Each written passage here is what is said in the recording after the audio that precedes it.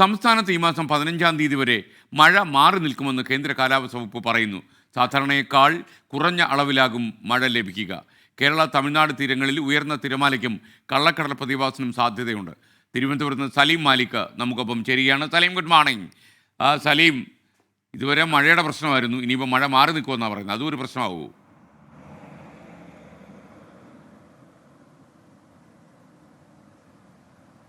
Good morning.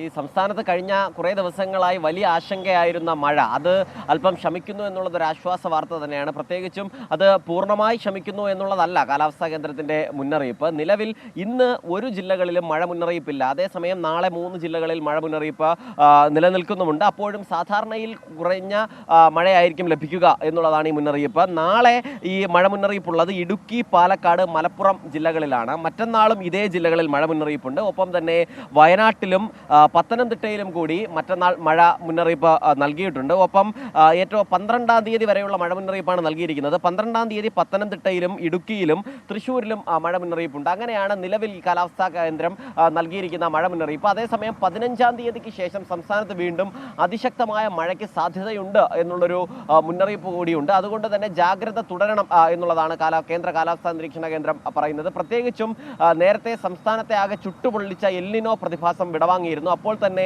ഈ നിരീക്ഷകർ പറഞ്ഞതാണ് ലാനിന എന്ന പ്രതിഭാസം കേരളത്തിലേക്ക് വരാൻ സാധ്യതയുണ്ട്.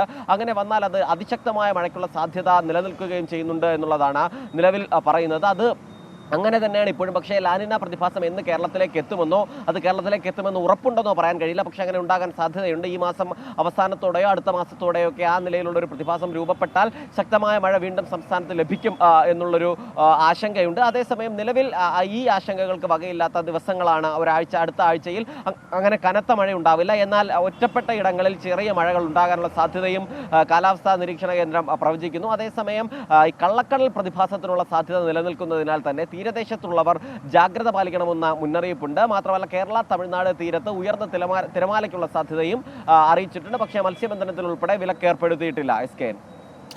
Okay, thank you. നമുക്കൊപ്പം ചേർന്നത് സലീം മാലിക്കാണ് തിരുവനന്തപുരത്ത് നിന്ന്.